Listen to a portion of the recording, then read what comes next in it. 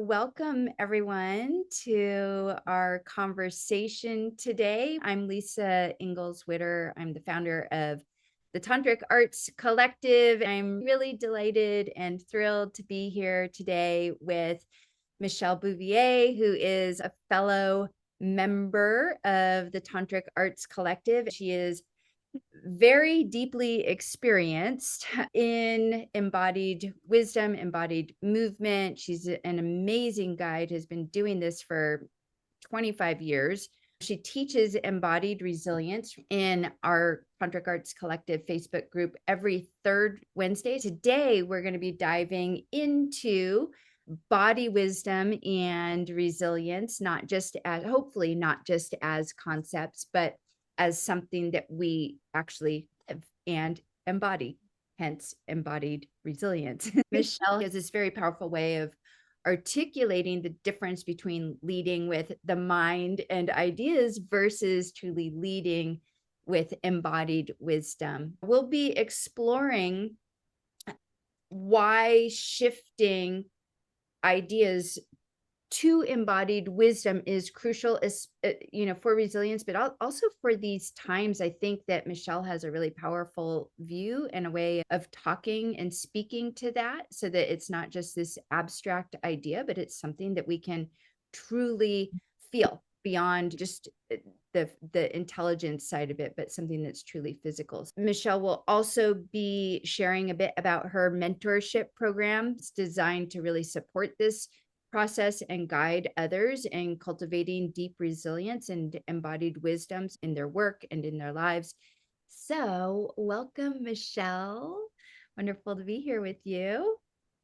Thank you so much, Lisa, for all of the kind words. I love hearing other people's view of what I try to express and see how it lands. And I really appreciate how you see the value of all of this. Yeah, I would love, before we even dive into embodied resilience, embodied wisdom and resilience, I would love to hear a little bit more about how you got started. Like what was the entry point to your journey? What led you here to this work? I considered myself active my whole life, but dabbling in many different things in sports and swimming and growing up in LA with the bike path, biking distance, and roller skating distance, which is another thing we have in common, which is fabulous. Yoga found me when I was 15, and I consider now, looking back, that it saved my life. It was my refuge. It was the first place where I had time to listen and tune in to myself. And those first classes that I took at an all women's gym that I won a raffle membership to from a taco shop, they were really just lay on your knee and breathe. There was no alignment, there was no detailed instruction. It was really just the safe space to be in the felt sense and listening to your own breath and body and heart and mind. Fast forward over years, I spent time in more intense, active, disciplined kind of forms of practice in schools and started teaching in 2000. I found that my life was changed in so many positive ways. And I do have a personality where I want to go all in. I want to learn everything I possibly can. So I took multiple different teacher trainings and certifications in mostly the yoga context. In 2003, I got into a car accident in which I had an injury that impacted my practice. I couldn't even do a lunge without crying. And I had a body breakdown, emotional breakdown process that lasted a handful of years before I started to turn it around. That injury is what spurred a different type of curiosity to learn about what was happening, because the practice that I believed was going to heal me was actually making things worse. So that now has been almost 20 years, but probably mostly the last 12, 15 or so. I have come to such a great appreciation and awe and humility about our nervous system being one and the same with our architecture, our neuromyofascia, so our nervous system, our muscle tissue, and our connective tissue commonly being accepted to be one system, which harkens back to everything we learn in living yoga and living tantra, that this tangible reality is just but the most obvious layer to all of our other bodies of mental, emotional, and wisdom bodies, and then spiritual life. I'm throwing a lot into this intro, of course, but Great. I love I really so deeply believe and have felt in my own healing process and have worked with clients and students that the physical is so much more than the physical. And it's so powerful to resource our nervous system regulation, our mental health, our emotional processing and digesting of life. And yet, almost, let me just say, the majority of the places we go to tune in a yogic way to embodied practice are extremely specific in the way that they're taught. So then we get stuck in our head. So then our mind is in the driver's seat. Our ideas are dictating what our body does. It actually is a form of supremacy of ideas over this living Shakti that animates us. So my mission is to let us color outside of the lines a little bit, but also really honor that the physical is so important. It's not the only thing. It's might be the easiest way to make this impact throughout all the other layers of our lives and our being.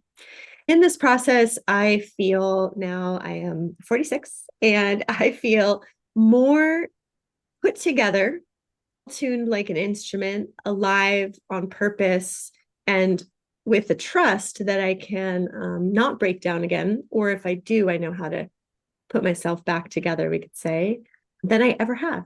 Even when I was in my 20s, I feel like my vitality is deeply integrated and throughout my whole being, which is really wonderful. Yeah, I love that. Thank you so much for sharing your powerful story and journey. It's really powerful to hear how your journey has shaped your body of work. I do agree with you. I think most people can agree that we've placed a lot of value on intellect, and that's created this supremacy just because we've been taught that's what we value. And it's, hope I'm not getting off topic here, but it's a little bit like we haven't questioned that. We haven't questioned that's been what we've been told to value. And yet we have this whole other system, as you're pointing to. So, how do you, I guess what I'm curious about is how do you approach this shift when you're working, when you're teaching? Where do you begin? If someone's new coming into your class or studying with you, they've been indoctrinated, so to speak, into the mind over the body. Where do you begin? The felt sense. It's so simple and yet profound. To me, one of the greatest things that modern standard postural yoga, which has blown up right over the last 15, 20 years, the one of the gems that it has brought is to give a space where we're really asked to tune in and listen and feel. But the steps are out of order, in my opinion, rather than here is this pose, here are the rules. Let's put ourselves into the box, into that idea of what it is, and then feel that. I really invite, let's feel first how we are orienting to gravity, to support, how that is moving through our joints, how it's distributed through the body, which can be actually really simple. The way we place our foot is really about the relationship of how our foot feels on the ground more than where it's pointed or where it's placed. It takes some practice to unhook, especially it took me about 7 years of knowing these things and getting all the words out of my mouth that I had been teaching with for over a decade. Things like square your hips. I knew I didn't want to say that, and it kept coming out for a year. Um, so it's, yes, I know, it's about attuning to our felt sense and then learning how to translate that well, I think, is the practice, the repetition, and then learning to trust it as the way that our body design, which has so much intelligence behind it, within it, running through it, is then speaking to or communing with or yoking, uniting with in relationship the ground or the movement or the interaction and engagement with whatever it is we're doing, whether it's walking down the street to the grocery store or a downward dog or a dance party or surfing. It's in that felt sense where we really get the integration of these more than physical aspects, and we get better results for our physical injury prevention and healing and movement longevity and all the rest. Yeah, it totally makes sense. A couple of things that came to mind as you were talking. You mentioned briefly the word relating. It's learning to relate differently. I think that what I teach is that everything is about relationships. Everything is about how do I relate to this? What I hear you saying is that part of this felt sense is creating that new neural pathway of relating. How am I relating to the ground underneath me? How am I relating to the space around me? Which I'm wondering what is a typical first response that your students, your clients have when you bring this switch to them? I feel like in a yoga class setting, I have experienced two different things simultaneously. Some students will feel really liberated, and some I see them like with a side eye of, does she know what she's talking about? Because in some ways, Yeah. and I recommend this in some of the 300-hour advanced teacher training modules I teach in the city, that actually the more that we learn about anatomy and nervous system science, the less we say, the less dictation of the rules and the riverbanks and the boundaries and the rigid ideas of what the body is supposed to do, they just fall away. So I get both of those responses in a yoga class. When I work one-on-one, if some here don't know, I teach also something called gyrotonics. I'm doing a lot of private work with people, and this uses tactile information in a three-dimensional sense with pulleys and weights and things. I can see anatomically a little shift, and I'll suggest move this way or that, but I'll try to speak to it from where we want to have a connection, again, in relationship, but still in their own body.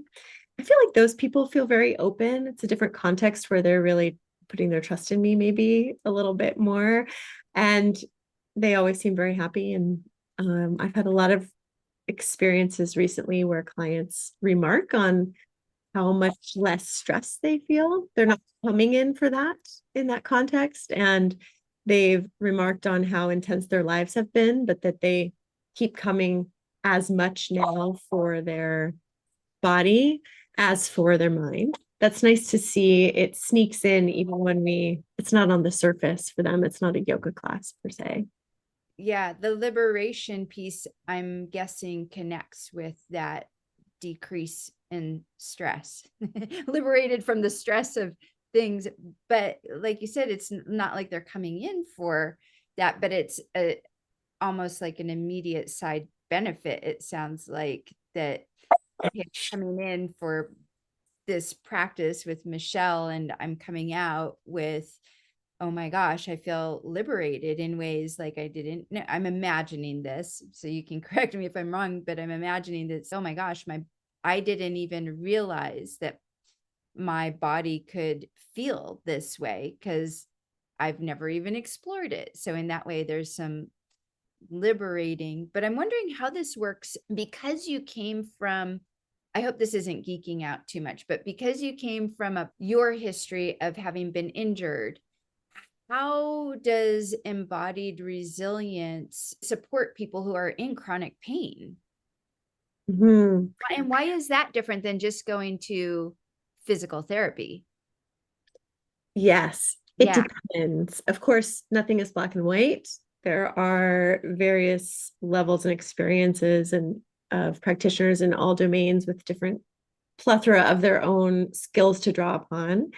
Physical therapy is generally getting someone from not being able to move the hurt part to like the base, just basic movement.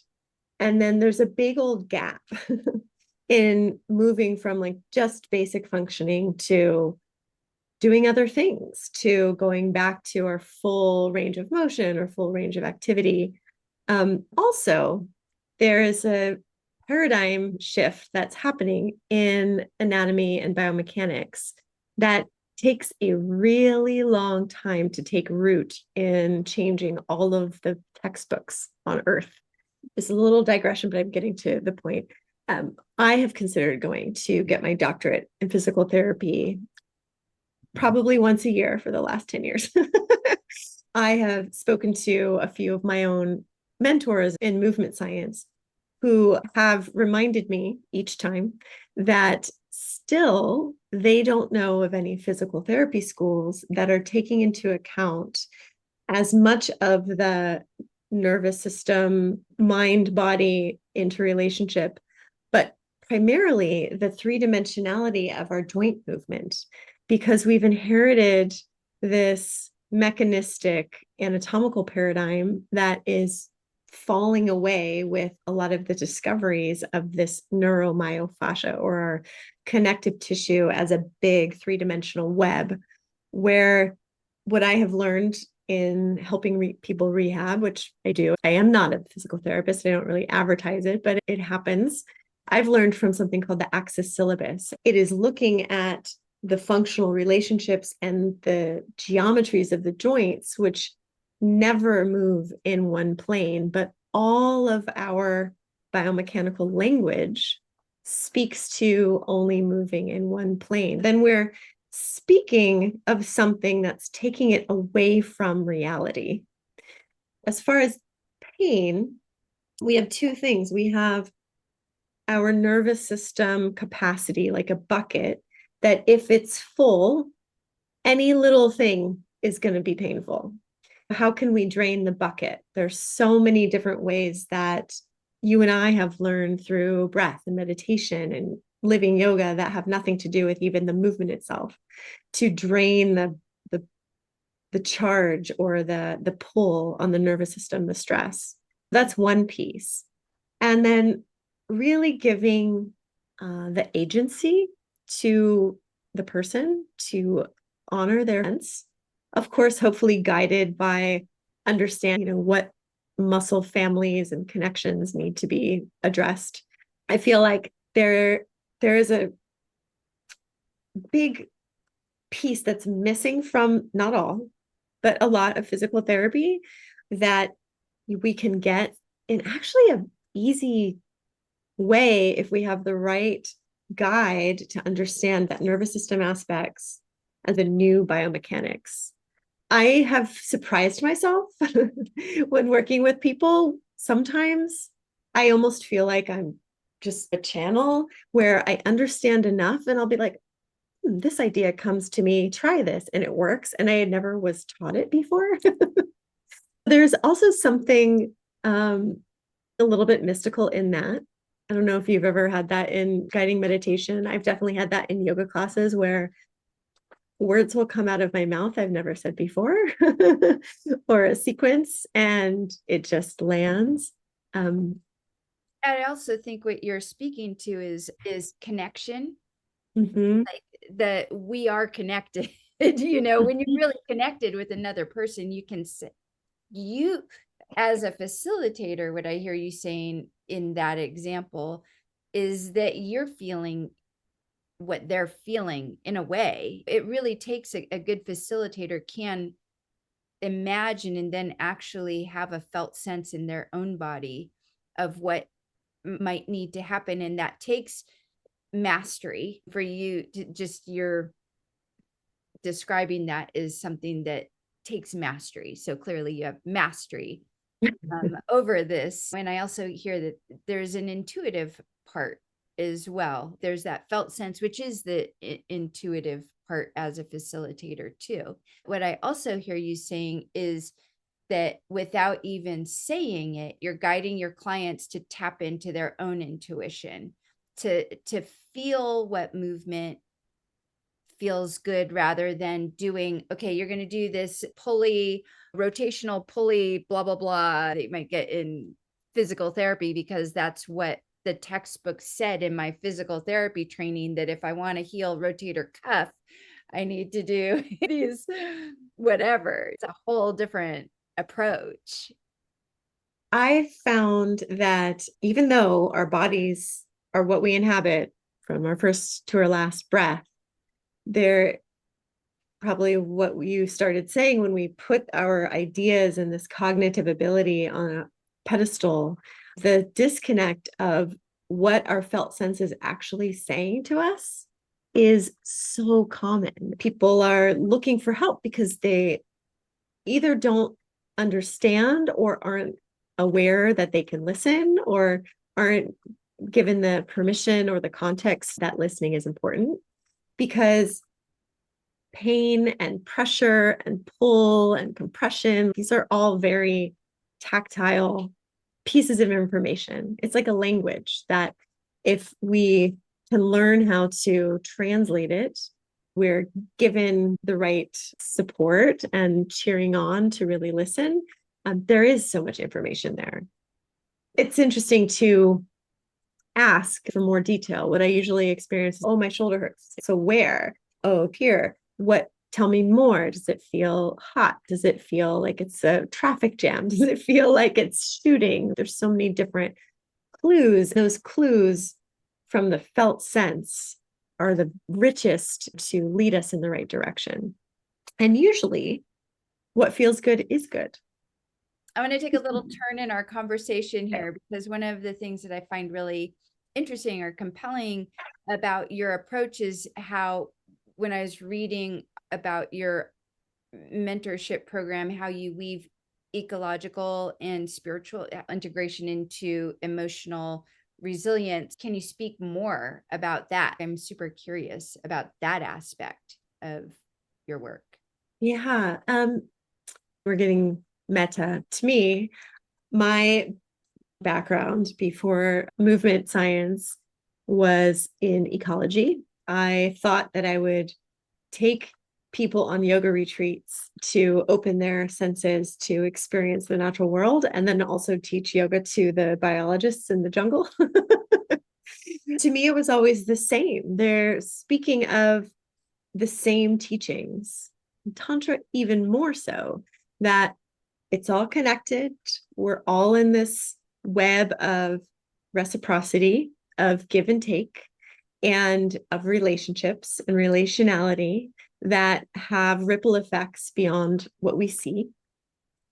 And that diversity is fundamental to resilience. One of sort of ecological pieces to me that's easy to see, maybe it's just easier to see there, but is true for our own movement, our own mental health and nervous system, and the world right now, is that the diversity of options, what we're used to and what we experience, increases our choices and our adaptability. When the world is changing so fast, when things are uncertain, feel like they're unstable, more options lead to more choices. If we keep ourselves rigid and strict and in any kind of dogma, whether it starts in the mind or it starts on the physical body, it impacts both ways, and then it impacts a limited set of choices and relationships outside of that. How we relate to humans, how we relate to our food, where it comes from, how we relate to the natural world around us. I've always had that perspective. So, of course, I come with that bias of it being really valuable to living a life of seeing beauty and appreciating and savoring. I just feel so strongly that's something we could use in the world. There's a big movement, thankfully, in movement spaces and yoga spaces to create greater accessibility for all different body types and movement histories and genders and diversity on all levels. But I think there's always more. How can we see that there's a uniting pattern and a relational give and take and flow and this infinite uniqueness and celebrate it? That's all Tantra right there. Exactly. Tantra in a nutshell. Yes. Tantra studying in action. studying fascia and biotensegrity, which is like the new biomechanics, is like completely tantra on the tantric anatomy, basically.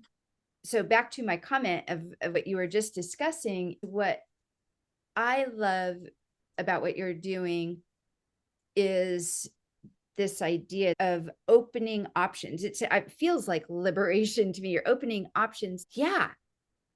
We really move in such limited patterns.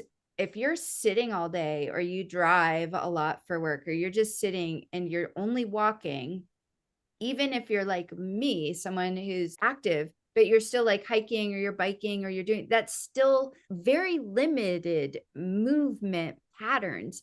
I love this overlap of your teaching of bringing in this full spectrum movement, like 360-degree full spectrum movement, and how just by inviting that into our bodies, that can translate into our everyday life without even having to do anything. That I'm imagining over time, it's just, oh, I now see that there are other options around me. I don't only have to do this because I've explored in my body that there are different options for movement. That's brilliant. I love it. This is such a huge piece because we're all in this modern world. We're the only species that has constructed the environment, physical environment that we interact with. We are made to move in a changing environment. And all of our little joints in our fingers and our toes, all the way down to there, need to have diversity. We now put our feet in shoes and walk on flat, perfect surfaces. And every modern convenience takes away movement quantity, but also movement variety. And put that aside here. On the other side, it's well known with research now that the number one way to build more hardware for neuroplasticity and cognitive health all the way till we're 108 is through novel and diverse movement. Our brain itself was actually, the cognitive capacity was laid down on top of networks that came about from moving and interacting with the world. When we have chairs and when we have cars and when we have grocery stores and we don't have to plant and garden, or when we have delivery and we don't even have to go to the grocery store, everything decreases our movement. And so any movement variety in 360, like you said, in all these different planes, it widens the window of what our nervous system is open to, not just physically. Even besides having like a wider perception of the spaces we're in and how we're moving around them, our nervous system window of tolerance gets expanded really significantly, pretty easily too, even if it's like just brushing your teeth with the other hand. It's really powerful. We need it. Yeah, that's tolerance was a word that stood out for me that you just said, like tolerance. Wow, that's amazing. Amazing work. And the capacity to create or to respond to novelty, to have this curiosity that is in relationship to a changing environment, because we all know change is the only constant, and going with the flow, we could say, is what we are here to learn and here to grow, and how we can support that again through relationship to our moment and our choices, relationship to how we're responding, how we're thinking about it, relationship to how we're working with others, all of those things. Oh my gosh, I love it. That's very beautiful. And I feel like I could just keep going on with that, but I'm going to read you a question before we hop into talking about your mentorship. Patrice just popped a question into the comments and she says, I'm curious how you guide students to trust what their body is telling them, to really tune in and set aside the mind. How do you really drop into your body, what your body is telling you right now? And she's saying the question comes from both a teacher perspective as someone who is, and as someone who's on a personal journey to build a new capability to listen to her body, but whose mind overrides. Yes. I actually find it's harder for teachers to change how we're thinking, because when we do trainings and we learn all the details and then we think and think. I had a period of time where I couldn't go to a yoga class and drop the mind anymore, because I had almost thought too much about all the details. So I had set those kind of tracks and those grooves in my thinking, and it'd be like, okay, where's my little toe and where's my eyeball? And so I would be like questioning from my head. I at that time specifically took myself places where I was a complete beginner, so I couldn't do that.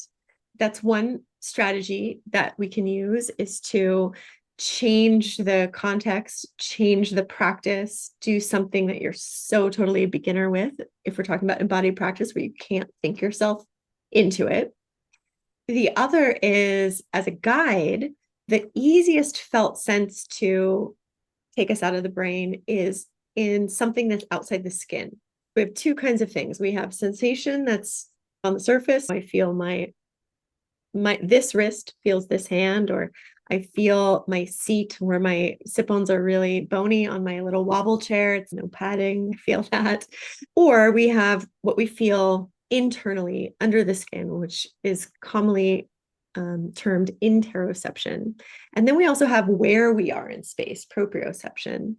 So sensation from the outside, I find, is the easiest way for the most people to get out of the head. Self-massage with tennis balls, or cueing to what the shape of the footprint feels like on the floor, or shifting weight where you can feel a change.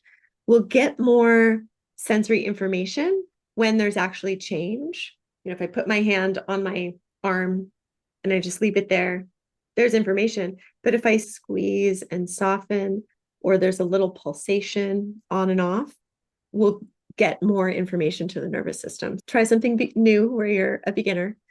Use tools on the outside or touch on the outside. Add a little pulsation. To me, that interior felt sense is the most valuable for what it can do for our mental health and emotional health and relationality. It goes straight to a part in our brain that creates a greater capacity for empathy and self-regulation, to be able to have communication and understanding, hard conversations. It also can be a little bit uncomfortable for people. So that one, we want to just make sure that if we're guiding that, the person feels safe. Anyone who is dealing with trauma may not be able to go there right away. So we could stay on the surface rather than go inside. But things like a yoga nidra body scan, or I teach a lot about feeling the flow of support through the pathway of the arm or the leg or the joints. That does take some getting used to and some skill, but we all do it. We just don't highlight it. It's happening. Feeling hungry is interoception. Feeling like you have to go pee is interoception. That one, I would say, just takes a little bit more care. I hope that answers the question. Beautiful. Thank you. Mhm. I would love to seg into just telling us a little bit more about your mentorship program. Who's it for? When is it starting? Like all the details and what's the benefits? I have led an online training for the past few years called the Embodied Resilience Atelier. And we broke down and recreated alignment to be nonlinear. I'm on a mission to change how we think about alignment in all embodied practice, to get out of the outdated biomechanics and add in the nervous system science that we understand now with a context of, hey, embodied practice is so helpful for these times from a yogic perspective as a time of connection and self-study. A lot of those graduates wanted to continue on, and other students of mine too who wanted to dive deeper into this perspective. We are starting a group mentorship with some levels to also get one-on-one support if you're interested. Really low cost, because I so truly believe that this is the most tangible tool that we have to support ourselves in these times we're living in on all the levels we've been talking about. It's mostly for teachers or serious practitioners who are feeling like there's something more, who feel that some practices might be too rigid or too mental or have top-down dogma. This is very much a let's keep asking questions kind of group. I'm bringing a whole plethora of resources about languaging and cueing and sequencing and vibe to the training. I've been teaching yoga teacher trainings for 15 years now. It will also be really led by the needs of the group. I have a huge list of what I would like to talk about, and we're going to see what is most interesting to start with based on who is there. I'm very passionate about getting us free from the monoplanar alignment, because that actually over time starts to pull our joints apart. And that is like pulling the nodes of our nervous system communication apart. So if we do want to shore up and support our nervous system, we want to actually move away from a lot of those rules, not just because of the sort of rigidity of them, but because that they are actually causing more harm than we might see. Let's not worry too much because it takes a long time, but let's also increase the benefits, get the most out of these kinds of practices. We'll talk a lot about how qualities impact our nervous system, like rhythm and pressure and emphasis of pushing or pulling or reaching or yielding, a fair amount of work in somatics and the floor, but a lot on the breath, of course. How long is the membership? Is it Right. It's ongoing and it's 3-month minimum. We meet once a month, and we'll have a private community that will have different threads of conversation on different topics and a whole resource library that I'm really excited about. I would highly recommend it. Sounds like something I would do. I'm like, oh my gosh, that's amazing. Um, as we close up here, is there was one thing you wanted people to walk away with after this conversation, what would it be? Mm. See if you can notice if you, so to me, embodied practice is movement and breath and meditation because we're using our mind.